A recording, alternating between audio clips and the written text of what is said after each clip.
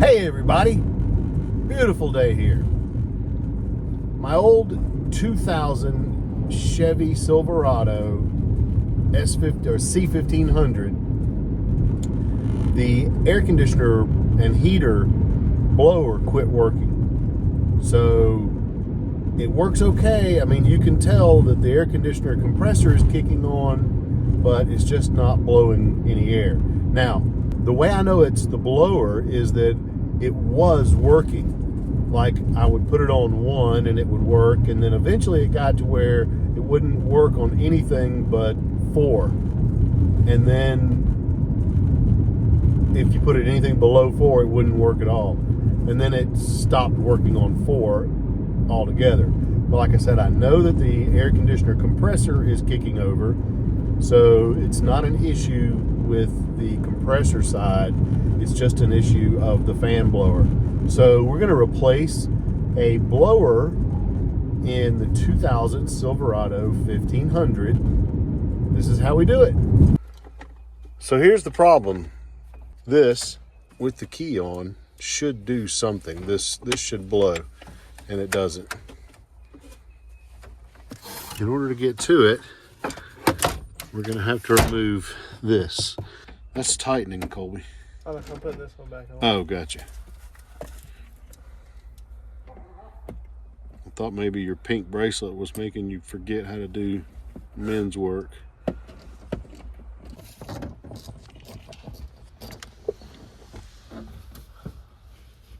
Two. Get it back in there.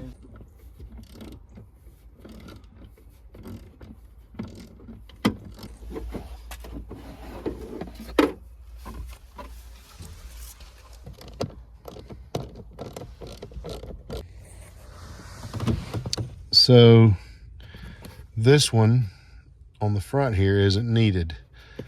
You don't need to remove it, in other words. This one you need to remove, and there's another one. If you take and wiggle this, you'll notice that it's hanging on by one, and there's another one that's hanging on. And if you feel around, you can feel it. Yeah, it's way back here on the back. So there's a little opening right here where my finger's moving, and then it's behind it right there. So we'll remove that bolt. Meanwhile, let's see if we can see inside of here. Yeah, that looks like the unit right there.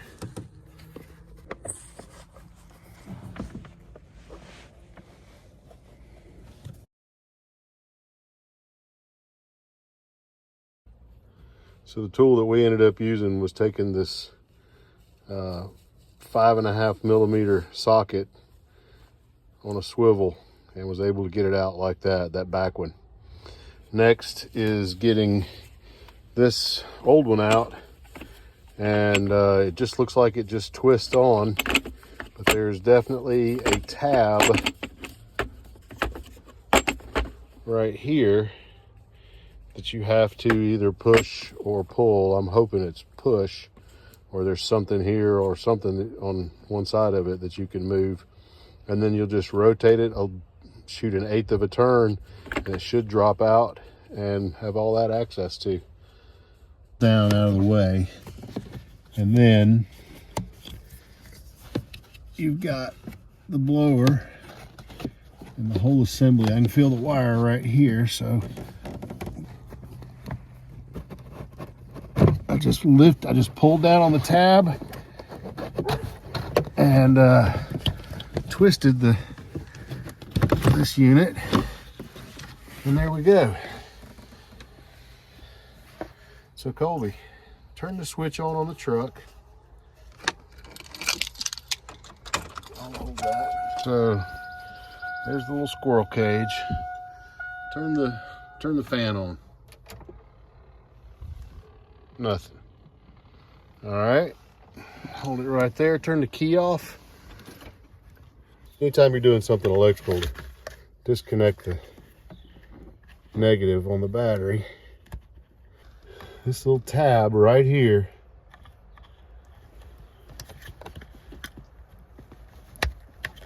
pops that out. Now I'm just going to leave all that like it is.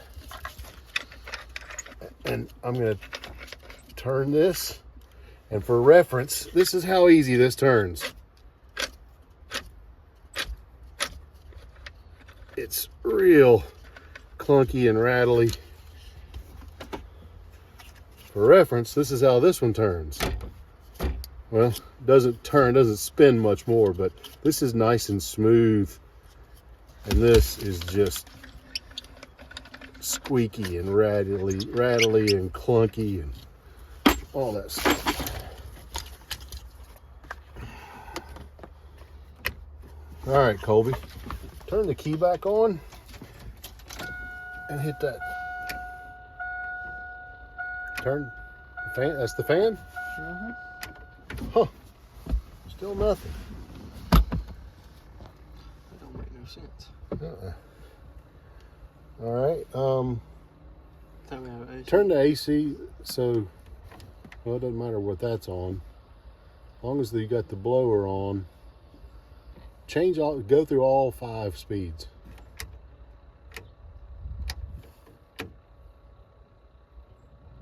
All right. Turn it all the way off.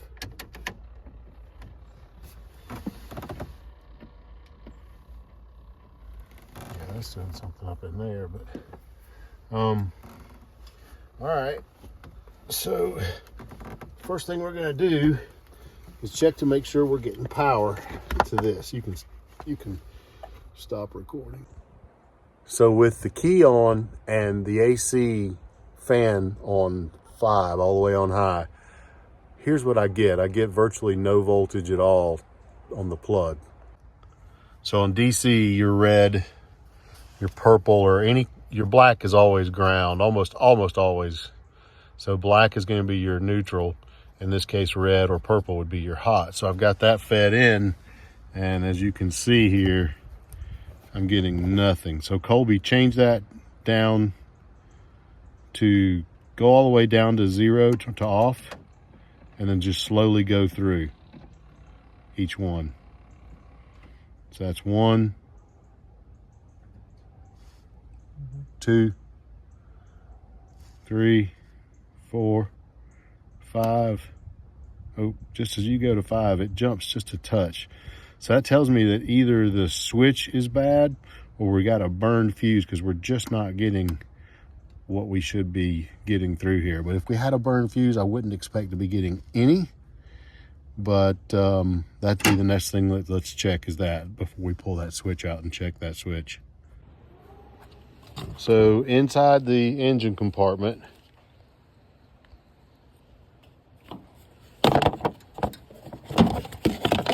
looks like this. Just pop it off and then look at the inside. Read all of them if it doesn't give you a good gauge, but this one right here says front HVAC. I'm usually looking for blower or HVAC or AC, and it's right next to another 30 amp. So it's a 30 amp next to between a 30 amp and a 20 amp. So I looked up here in the top right, and what do I see? A 30 amp, a 30 amp, and a 20 amp. So it would be the one in the middle. Grab my little handy tool, and lo and behold, it's burned. So that motor going out, slowly getting worse, is probably what made this burn. So we're just going to put a new 30 amp in there and be good to go. All right, so we replaced the fuse. Colby, go ahead and hit the switch and turn up. All right, so we got 12 volts to it right now, 11.19. So you got it all the way on. Mm-hmm. Okay, well, I don't have it plugged in, but that's a good sign. Mm-hmm. So turn it all the way off. So turn it up onto position 1, 2, 3, 4, 5. 5 is the only one that was going to work. So that switch is bad too. Yeah. So, but that's okay. At least it'll work. So cut it all the way off. All right, Colby, go back and put it and turn it back on. Put it on 5. Okay, no question. That works just fine. So we got to get this and just kind of work it back up in here.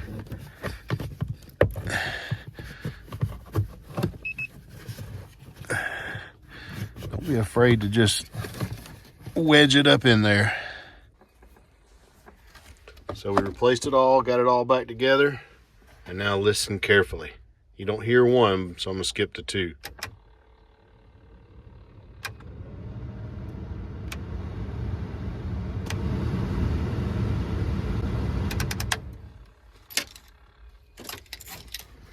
So the takeaway from this is it ended up being a combination of the motor, the resistor, and the fuse. The motor, the bearing in the motor was terrible. It was really terrible to try and move.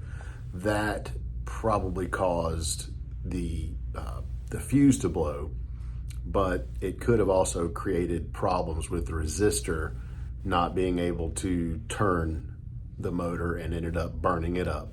Unfortunately, my phone was full and I didn't realize it, and so I didn't record when I thought I was recording the resistor replacement. It's very simple. I'm sure you can find videos of that.